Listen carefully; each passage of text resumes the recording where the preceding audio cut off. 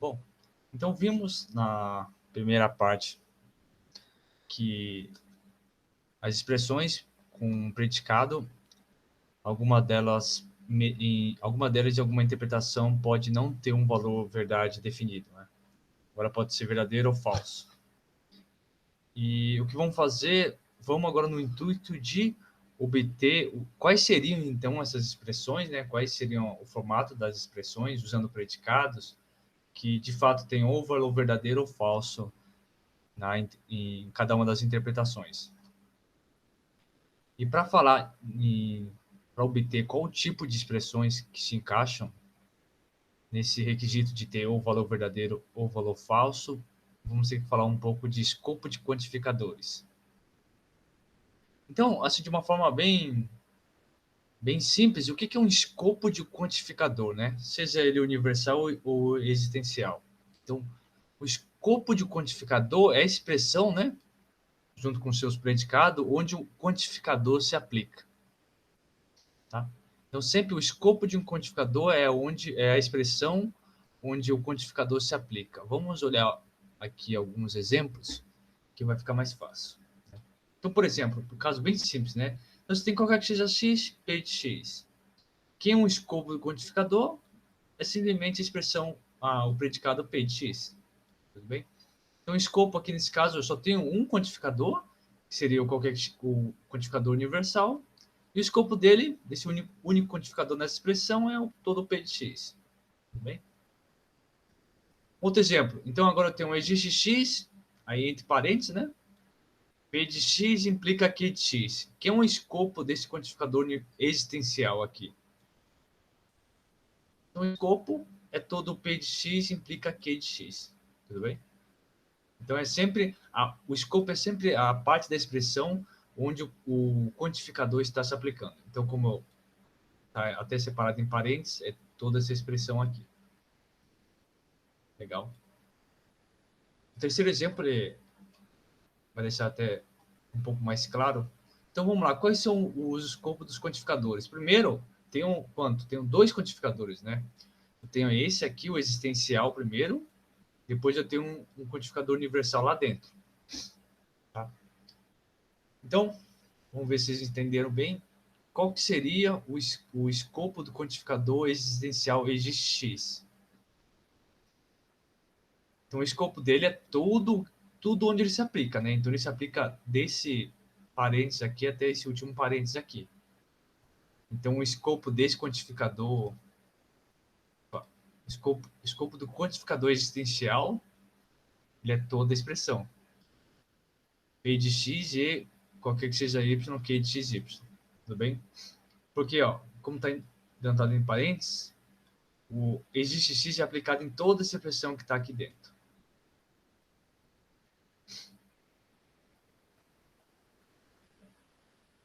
Legal? Mas ainda tem mais de um quantificador nessa expressão, né? Essa expressão ainda tem mais de um quantificador. Qual que é o quantificador? É um quantificador universal, qualquer que seja y. E agora, quem é o escopo desse quantificador, qualquer que seja y? De novo, é a expressão onde ele se aplica, né? Nesse caso, q de x, y. Então, o escopo do qualquer que seja y é o predicado q de x, y. Tudo bem? Então, o escopo do quantificador é sempre a expressão, a parte da expressão onde o quantificador está sendo aplicado. Tá? Então, isso aqui é um escopo de quantificador. Tá? Agora a gente vai com uma definição. No começo eu já estava, nos slides anteriores eu já estava falando sobre livre ou não. Aqui vai ficar um pouco mais claro, né? Então, eu digo que uma ocorrência de uma variável, né? Então, não é a variável inteira na expressão, mas é uma ocorrência da variável, no caso x, eu digo que ela é livre se ela não está no escopo de um quantificador, qualquer que seja x ou existe x.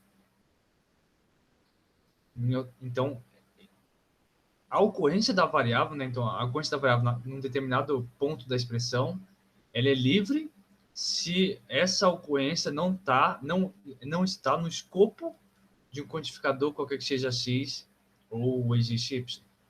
Tudo bem? Caso contrário, a gente diz que ela é uma ocorrência ligada.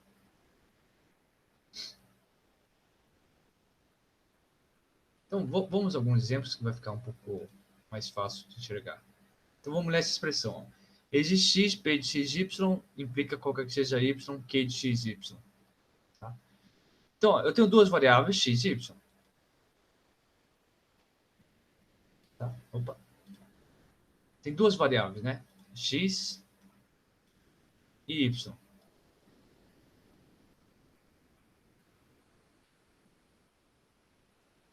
Tá? Só que o x, quais são as ocorrências do x? Né? Você tem o primeiro x no quantificador aqui, você depois tem uma segunda ocorrência de x, e no final você tem uma terceira ocorrência de x. Tá? Essa ocorrência, a primeira ocorrência, como já está dentro de quantificador, então a gente já sempre, na definição ali, não está claro, mas sempre quando você já tem uma variável que ele é um elemento que está no quantificador, você já diz que é uma ocorrência ligada. Tudo bem? Então, essa primeira ocorrência aqui é ligada, porque ele está lá no quantificador. Aí vamos ver as outras ocorrências. Quais são as outras ocorrências? Você tem um x aqui e outro x aqui, tá? Só que essas duas ocorrências, tá vendo que esse existe x aqui está sendo aplicado em todos esses parênteses? Em particular, isso daqui é um escopo, isso aqui tudo é o escopo do quantificador de x. Ele está no escopo dele. Logo, essa ocorrência e essa ocorrência também são ocorrências ligadas. Bem? Por quê? Porque tanto esse x quanto esse x que está aqui, elas ocorrem dentro de um quantificador, dentro do escopo de um quantificador, e onde esse quantificador é o existe x. Então tem um x aqui, então se liga com esse x de cá. Então é isso. Todas as ocorrências de x são ligadas. E a de y? Então, y, a gente tem uma ocorrência aqui, e a gente tem uma ocorrência aqui. Tá? Essa ocorrência, a primeira ocorrência de y, ela está no escopo de algum quantificador, existe y, qualquer que seja y? Né? Não, porque ele está aqui no predicado sozinho, e o que está aqui fora, né, é o existe x, não é o existe y ou qualquer que seja y. Então, a primeira ocorrência aqui, essa ocorrência aqui de y, ela é livre. Né? Tudo bem? Agora, tá. Na verdade, que é a terceira. Né? A segunda ocorrência seria essa. A segunda ocorrência está dentro de quantificador, então é já ligada. Né?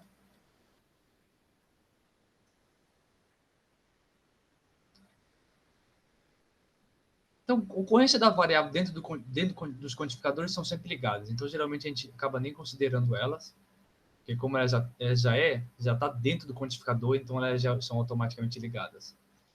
Bom, e essa ocorrência aqui, né? Então, essa ocorrência tem um y, mas aí você olha, o todo o Q de xy, ele está no escopo do quantificador qualquer que seja y. Tudo bem? Logo, essa ocorrência de y é ligada.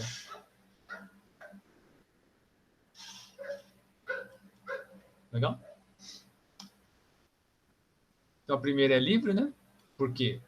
Tem um y aqui e não tem nenhum qualquer que seja y, existe y por aqui. Então, ela é livre. Agora, a segunda não, né? A segunda ela é ligada.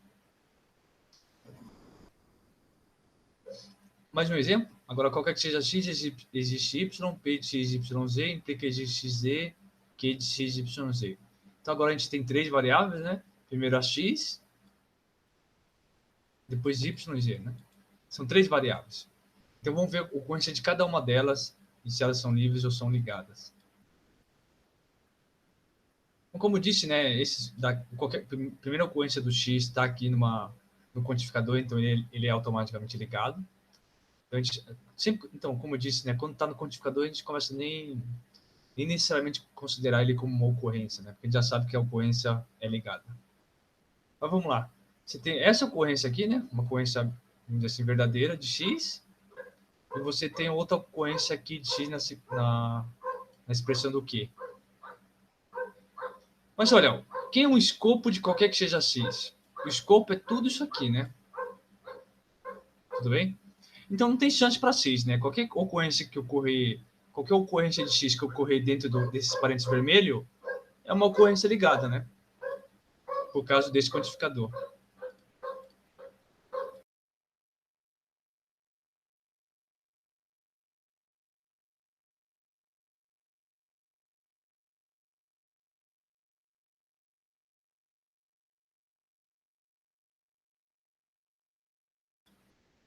Vamos olhar agora a ocorrência de y.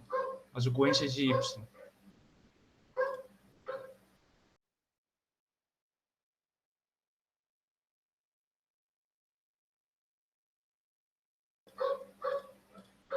Então, para y, quais são as ocorrências de y? Né? Tem a primeira aqui, mas essa aí é sempre ligada.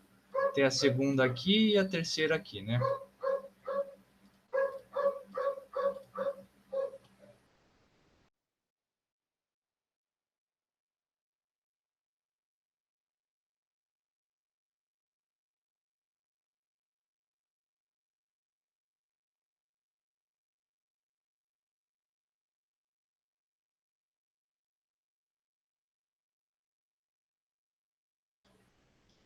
Então, vamos analisar. A primeira ocorrência aqui é sempre ligada, a segunda, né?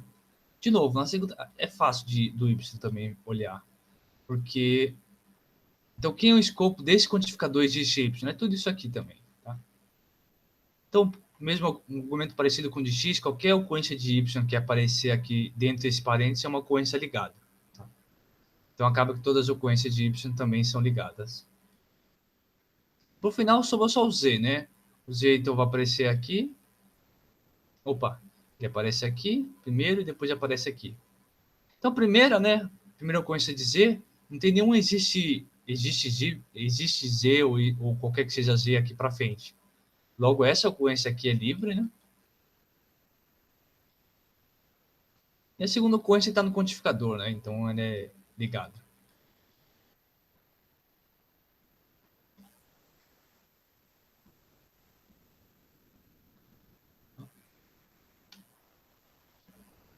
Então, é isso, né? X tudo ligado, Y tudo ligado, e Z a primeira, que é essa ocorrência aqui, ela é livre, e a segunda está dentro do quantificador, né? Então, ela já é ligada automaticamente.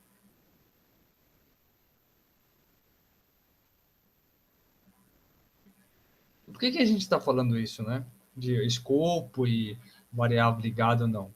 Porque a gente tem um resultado, né? Um resultado que diz para a gente quem vai fazer o papel de sentenças aqui, no caso de expressões com predicados.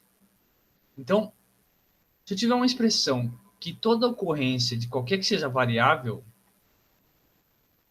então eu tenho uma expressão que todas as ocorrências dessas variáveis são ligadas, então ela possui um valor verdade em qualquer interpretação, tá? Então, essas expressões em que todas as ocorrências das variáveis que ocorrem na forma são ligadas, sempre vai possuir um valor verdade em qualquer que seja a interpretação.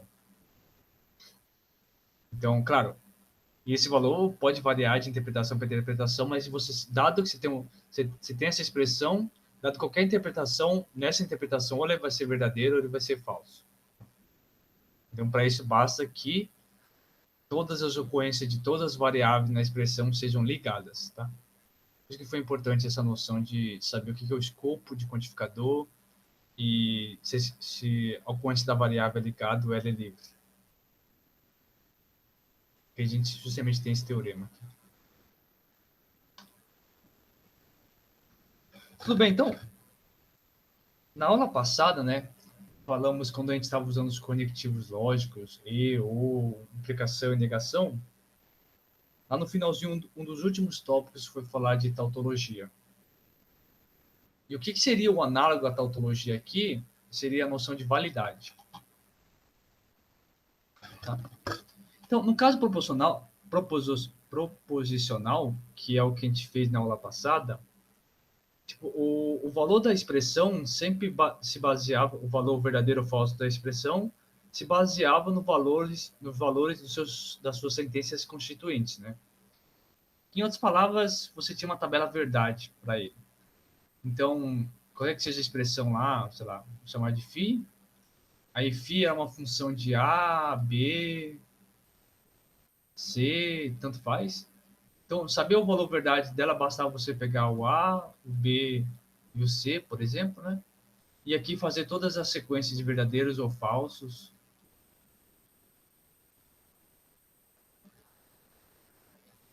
Tá? E aí você conseguir obter um valor de verdadeiro ou falso para cá. Então, de certa forma, bastava você saber os valores de A, B e C para concluir o valor de φ. E se você quer saber todos os valores de φ, bastava você escrever uma tabela verdade.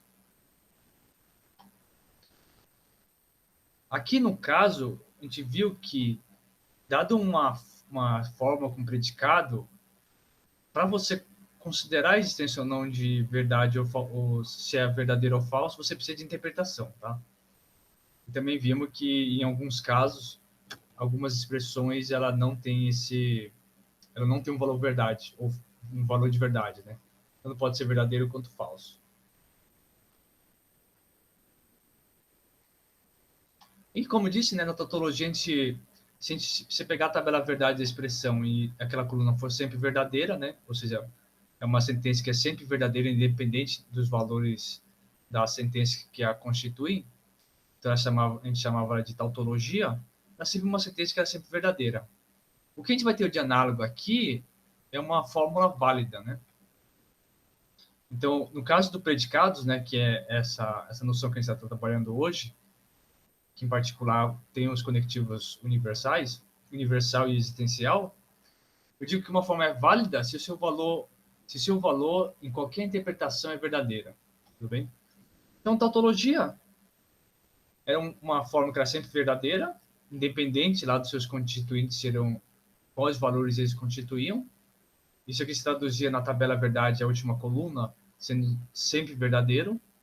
No caso de predicados, eu vou ter a noção de fórmula válida. Então, o que é uma fórmula válida? É uma fórmula em que o seu valor é sempre verdade em qualquer interpretação. Tudo bem? Então, uma fórmula é válida, no caso aqui de predicados. Se qualquer interpretação que você pega essa forma, faz a interpretação da forma nessa interpretação, essa fórmula vai ser verdadeira. Tudo bem? Então, às vezes é um pouco difícil de ver como é que seriam essas fórmulas. Por exemplo, vou dar só aqui alguns exemplos. Então, por exemplo, qualquer que seja x, p de x implica que existe x, p de x. Então, inclusive, isso tem a ver com o slide anterior. Eu tinha perguntado se pode ocorrer de que qualquer que seja x, p de x seja verdadeiro e o existe x, p de x falso, né? Então, não pode acontecer. Uma justificativa para isso é que, por exemplo, essa expressão aqui, em qualquer interpretação que você inventar, essa expressão vai ser sempre válida. E faz sentido, né? Também. Se qualquer que seja x, p de x, então vai ter pelo menos um que p de x.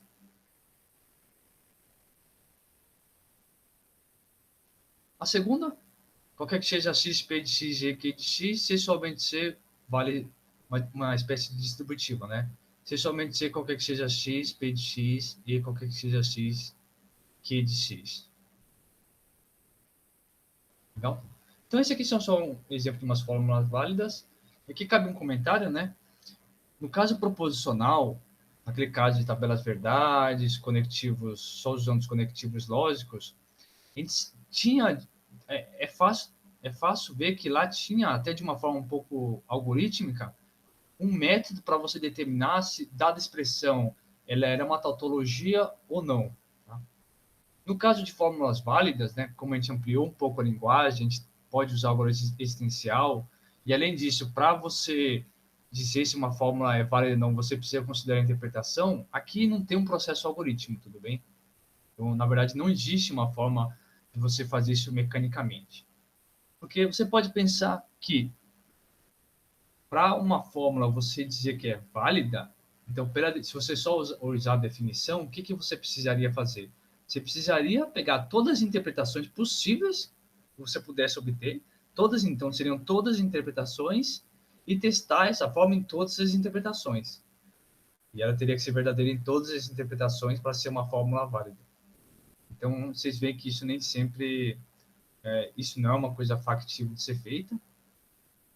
Vamos ver mais um pouco para frente alguns métodos que vão ajudar a gente a obter, conseguir verificar que alguma outra fórmula é válida ou não, mas de uma forma geral não existe um procedimento, um método, né, uma forma um pouco algoritmizada para decidir se uma fórmula é válida ou não. Só é claro que é fácil ver que, por exemplo, para você mostrar que uma fórmula não é válida, em um certo sentido parece um pouco mais fácil, né? Porque o que você precisa fazer? Então, dado uma fórmula para você, como é que se diz se essa fórmula, como é que se poderia mostrar que essa fórmula não é válida? Para isso, bastaria você pegar uma interpretação e mostrar que nessa interpretação essa fórmula não é válida, tudo bem? Então, para dizer que uma fórmula não é válida, é um pouco mais fácil, porque basta você, por exemplo, achar uma interpretação, construir uma interpretação.